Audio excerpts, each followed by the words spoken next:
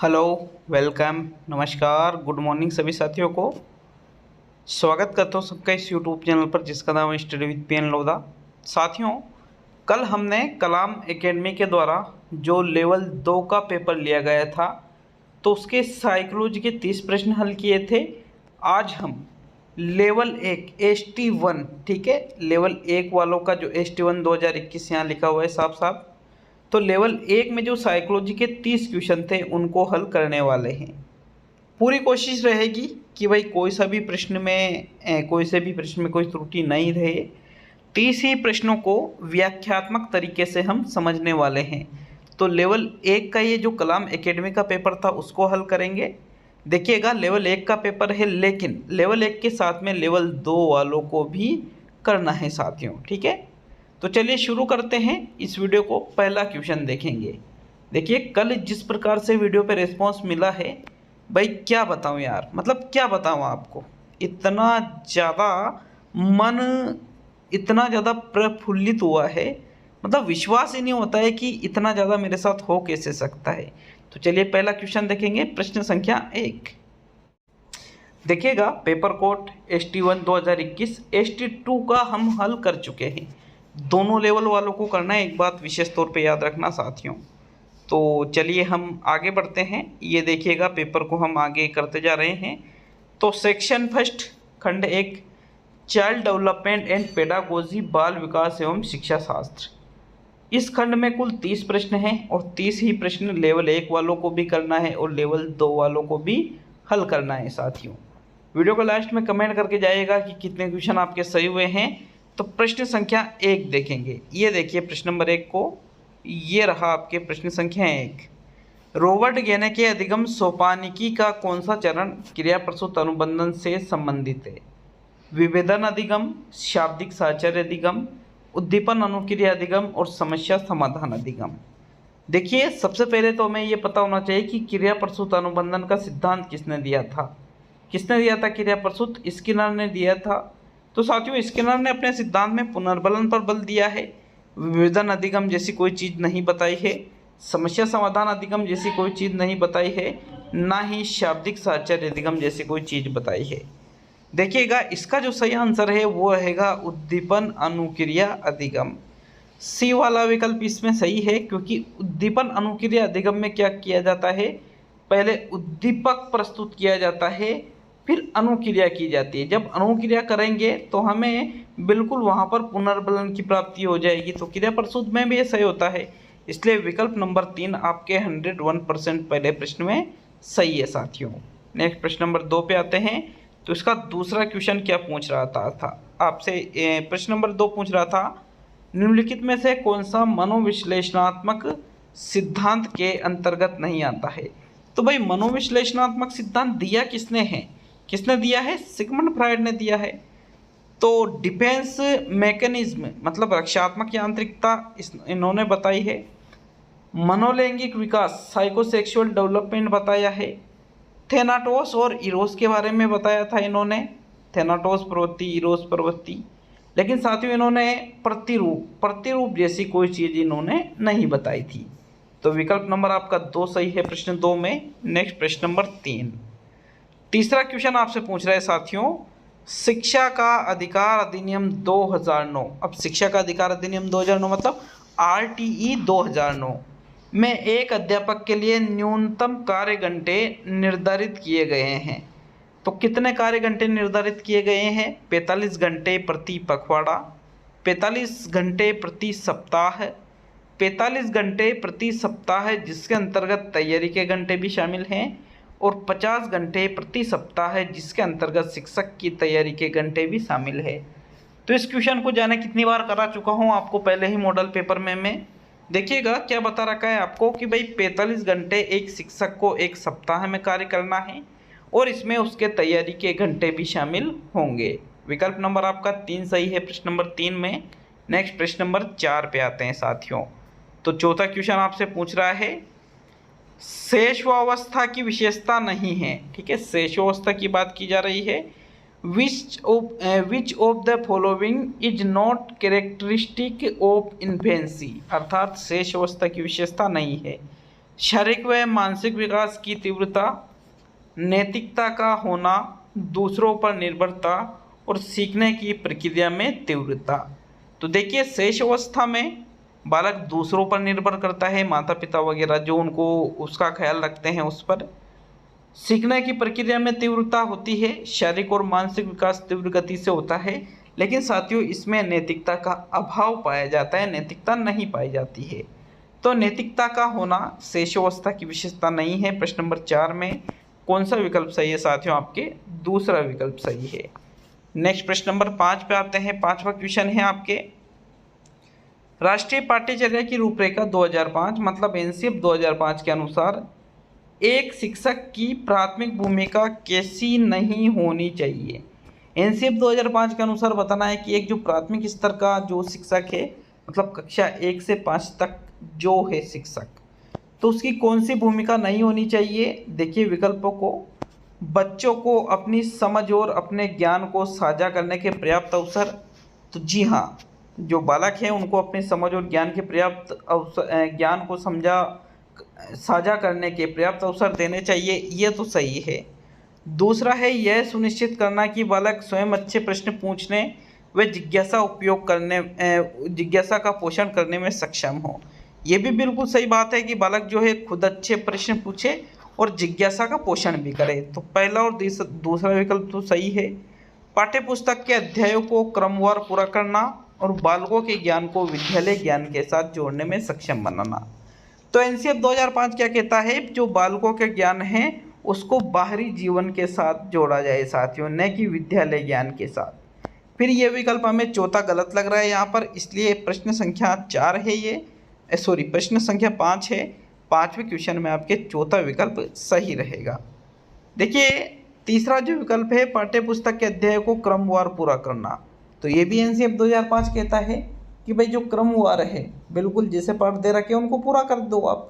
तो बिल्कुल ये भी एनसीएफ 2005 बताता है साथियों, लेकिन चौथा विकल्प तो बिल्कुल ही गलत है, इसलिए यही आपका आंसर होगा।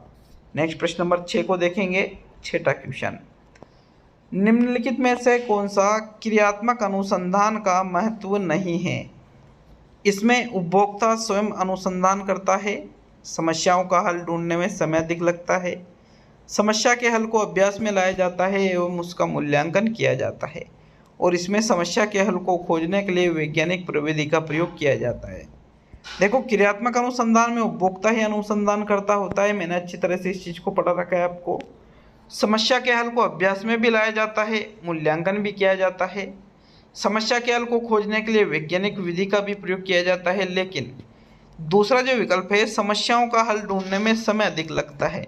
तो भाई क्रियात्मक अनुसंधान में तुरंत हल खोजा जाता है साथियों, मौलिक अनुसंधान में समय अधिक लगता है, इसलिए आपके प्रश्न संख्या 6 में आपके दूसरा विकल्प सही है। नेक्स्ट आगे बढ़ेंगे प्रश्न नंबर 7 पर। देखो जिस भी प्रश्न पे आपको डाउट लगता है उसके लिए कमेंट कर सकते हो।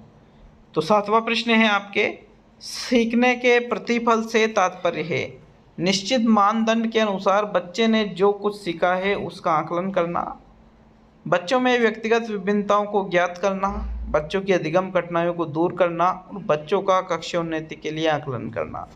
तो कक्षा की उन्नति के लिए आकलन करना अधिगम प्रतिफल नहीं होता है, अधिगम की कठिनाइयों को दूर करना उपचारात्मक शिक्षण होता है।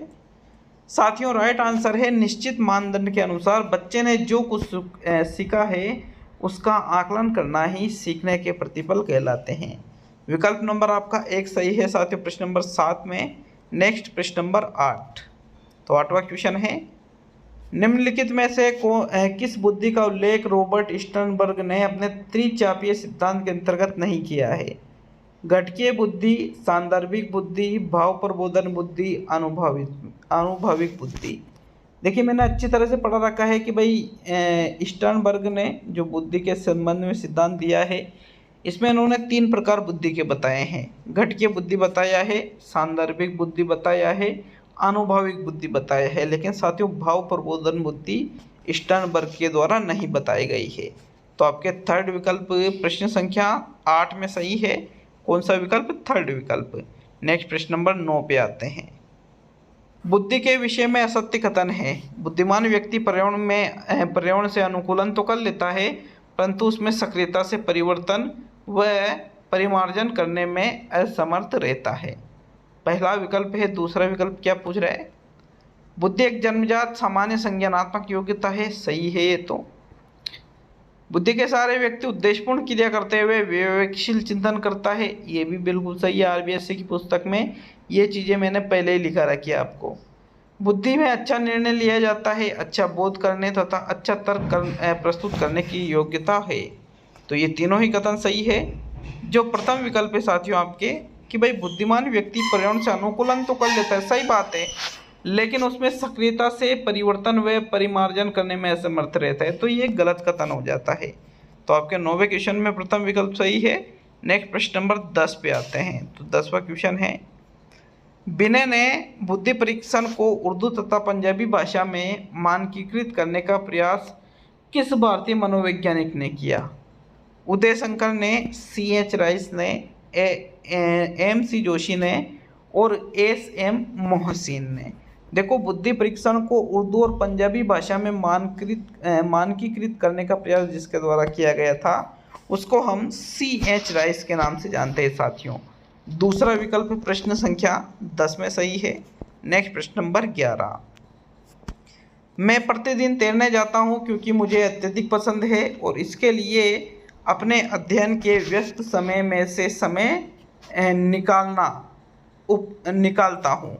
उपयुक्त उदाहरण किस प्रकार की अभिप्रेरणा से संबंधित है? आंतरिक अभिप्रेरणा, उपलब्धि अभिप्रेरणा, बाह्य अभिप्रेरणा और अनुमोदन अभिप्रेरणा।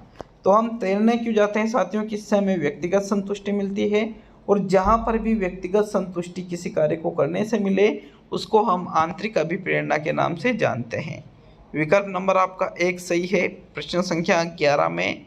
नेक्स्ट प्रश्न नंबर 12, व्यक्ति के विषय में सत्य कथन है। व्यक्ति एक स्थिर संगठन है। व्यक्ति पूर्णतः मानसिक पक्ष को समाहित किए हुए हैं। व्यक्तित्व में व्यक्ति का व्यवहार एक समय से दूसरे समय में असंगत होता है और व्यक्ति का व्यवहार तथा विचार किसी भी वातावरण में अपने ढंग का अर्थात अपूर्व होता है। देखिए, व्यक्तित्व के संबंध में सत्य के कथन की बात करें तो पहला कथन कह रहा है कि स्थिर संगठन, तो स्थिर नहीं अस्थिर होता है व्यक्ति का। तो पूर्णतः मानसिक पक्ष को समाहित किए हुए हैं। तो मानसिक पक्ष के अलावा भी बहुत सारे पक्ष होते हैं साथियों, इसलिए ये भी गलत हो जाता है आपके। व्यक्तित्व में व्यक्ति का व्यवहार एक समय से दूसरे समय में असंगत होता है। सही है बिल्कुल। लेकिन चौथा विकल्प जो कह रहा है आपके कि व्यक्ति का व्यवहार तथा विचार किसी भी वातावरण में अपने ढंग का अर्थात अपूर्व में होता है। तो ये जो कथन है साथियों, ये कथन यहाँ पर सही रहेगा।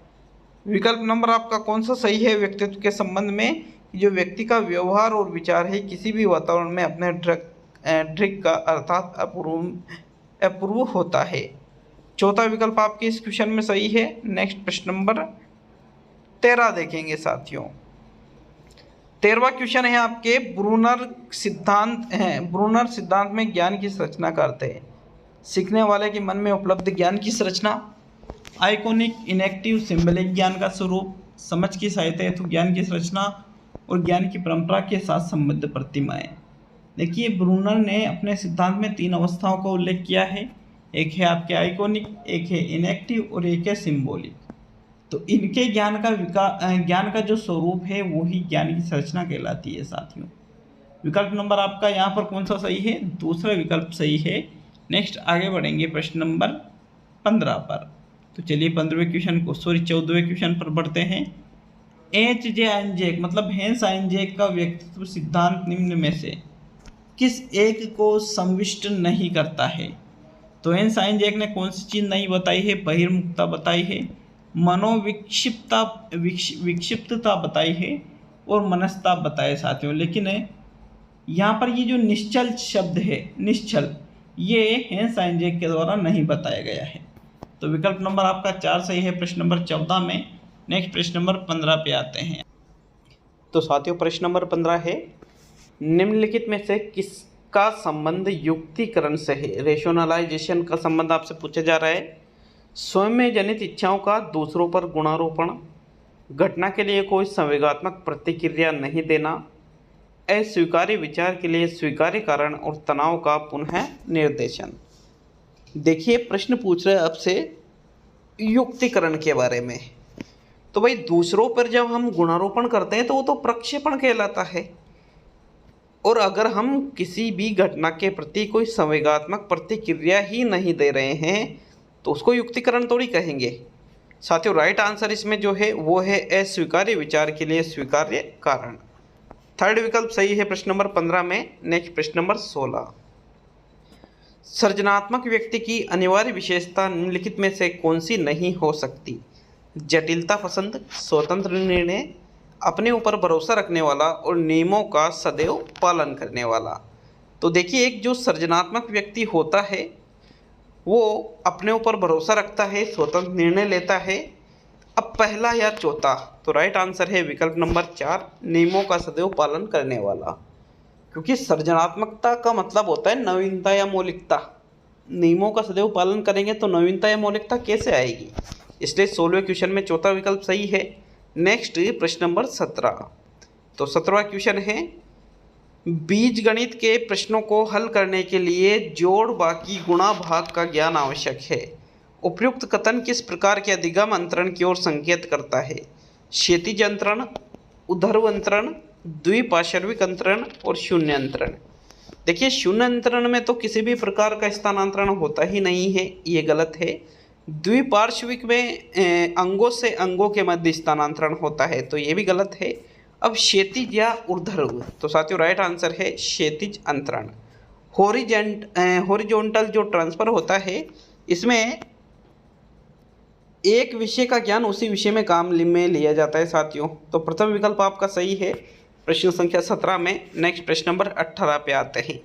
18वां क्वेश्चन है आपके, व्यक्तिगत विभिन्नता का ज्ञान अध्यापक को मदद करता है कक्षा में अनुशासन बनाए रखने में, छात्रों के गृह कार्य के मूल्यांकन में, शिक्षण अधिगम प्रक्रियाओं की योजना बनाने में और कक्षा में आवश्यक व्यवस्था बनाए रखने में। तो व्यक्तिगत विभिन्नता, देखो प्रत्येक व्यक्ति विभिन्न होता है, इसका जो ज्ञान है वो अध्यापक को किस में मदद करेगा? शिक्षण अधिगम प्रक्रियाओं की योजना बनाने में। ताकि एक जो अध्यापक है वो शिक्षण अधिगम प्रक्रियाओं की योजना बनाएगा, उसमें ध्यान रखेगा कि भाई कौन सा बालक किस तरीके से सीखता है, तो ये चीज़ सबसे इम्पोर्टेंट रहेगी। प्रश्न नंबर 18 में आपके तीसरा विकल्प सही है। नेक्स्ट प्रश्न नंबर 19 पे आते हैं। बालक के विकास के संबंध में कौन सा कथन गलत है? यह परिपक्वता तक चलता है, सतत प्रक्रिया है, परिवर्तनों का प्रगतिशील क्रम है और जन्म पूर्व अवस्था में भी होता है। जी हाँ, जन्म पूर्व अवस्था में भी होता है, लगातार चलने वाली प्रक्रिया है, परिवर्तनों का प्रगतिशील क्रम है, लेकिन परिपक्वता तक चलता है। तो साथियों परिपक्वता तक विकास थोड़ी चलता है, परिपक्वता तक तो वृद्धि चलती है। फिर ये कथन क्या हो गया? विकास के संबंध में गलत हो गया। तो पहला विकल्प आपके 19वें क्वेश्चन में सही है। नेक्स्ट प्रश्न नंबर 20 पे आएंगे। 20वां क्वेश्चन आपसे पूछ रहा है, निम्नलिखित में से कौन सा युग्म सही है? पावलोव उत्सर्जित अनुक्रियाएं, कोहलर अंतर्दृष्टि अधिगम, थार्नडाइक क्रिया प्रसूत साहचर्य और स्किनर अधिगम के नियम। तो अधिगम के नियम थार्नडाइक ने दिए हैं। थार्नडाइक का नियम उद्दीपक अनुक्रिया का है, पावलोव का संबंध का है, लेकिन जो दूसरा विकल्प है कोहलर अंतर्दृष्टि के बारे में इन्होंने बताया है। तो दूसरा विकल्प आपका सही है साथियों। प्रश्न नंबर 20 में कौन सा विकल्प सही है? 20वें क्वेश्चन में दूसरा विकल्प। नेक्स्ट प्रश्न नंबर 21 पे आते हैं। निम्नलिखित में से कौन सा एक विशिष्ट अधिगम अक्षमता का उदाहरण है? विशिष्ट अधिगम अक्षमता, ठीक है।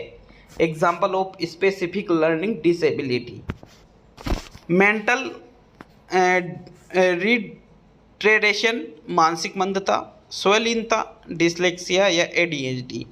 तो देखिएगा यहाँ पर तीन जो विकल्प हैं कौन कौन से? एक तो है मानसिक मंदता, एक है स्वलीनता और एक है एडीएचडी। ये विकासात्मक विकार में आते हैं, जबकि विशिष्ट अधिगम अक्षमता का उदाहरण डिसलेक्सिया है जो कि पठन से संबंधित है। पठन संबंधी विकार में क्या होता है? बालक जो है शब्दों को पठन गलत तरीके से करता है साथियों।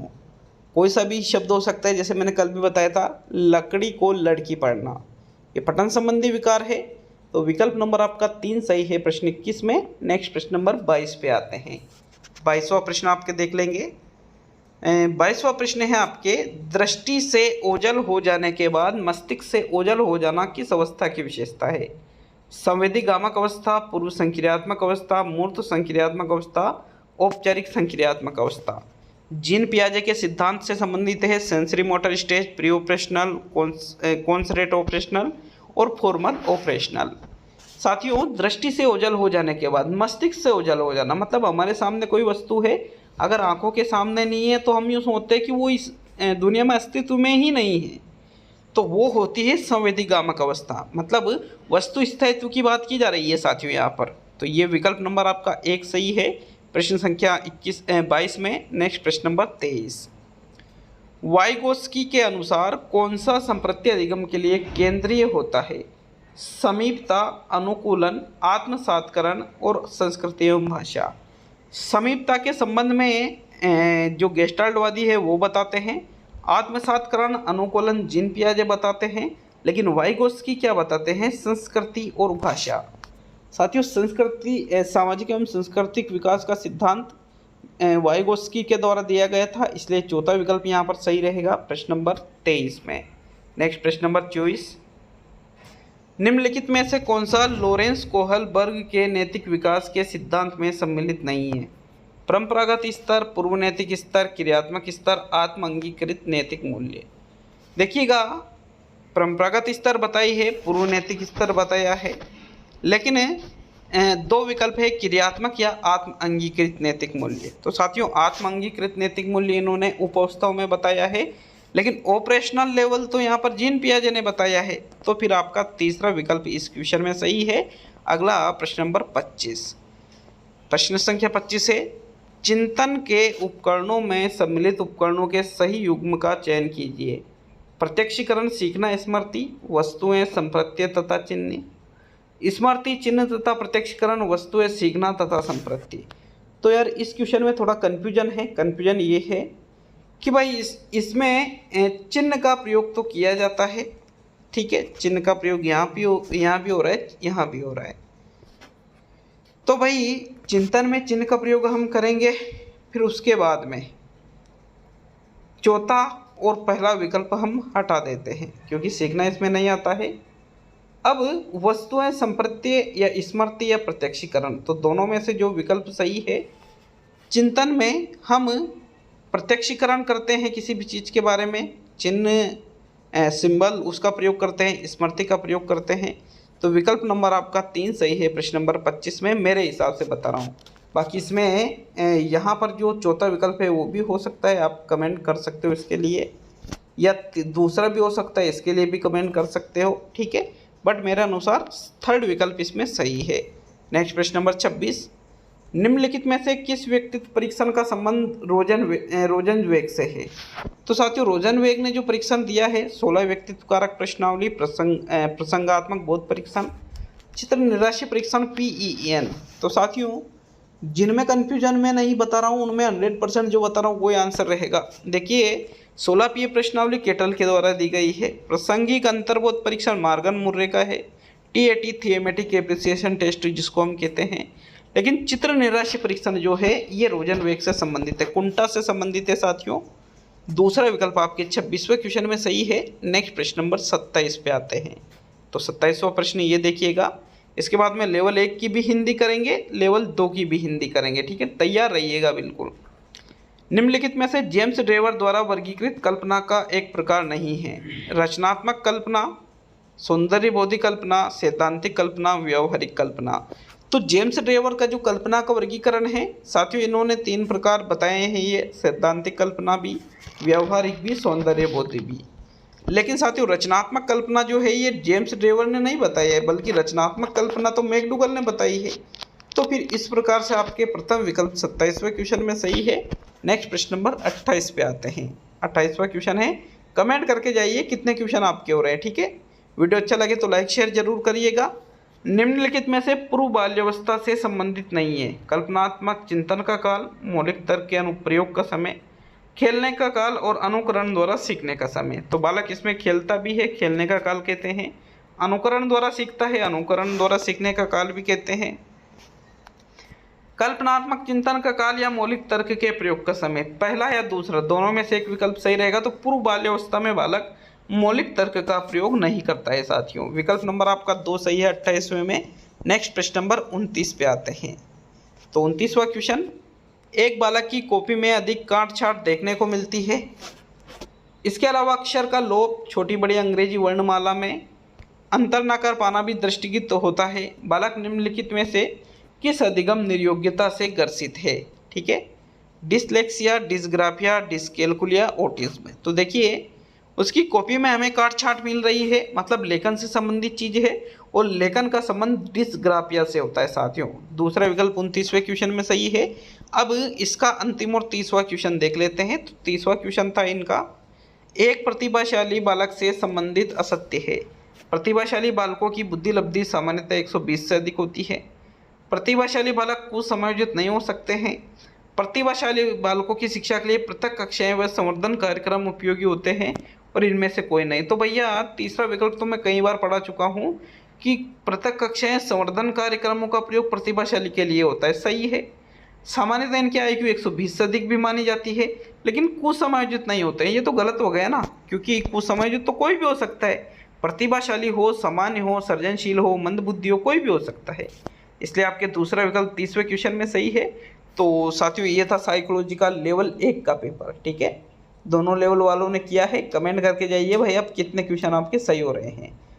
तो मिलते हैं अब अगले वीडियो में, हिंदी के जो पेपर हैं उनको सोल्व करेंगे। बहुत बहुत धन्यवाद सभी का वीडियो को पूरा देखने के लिए।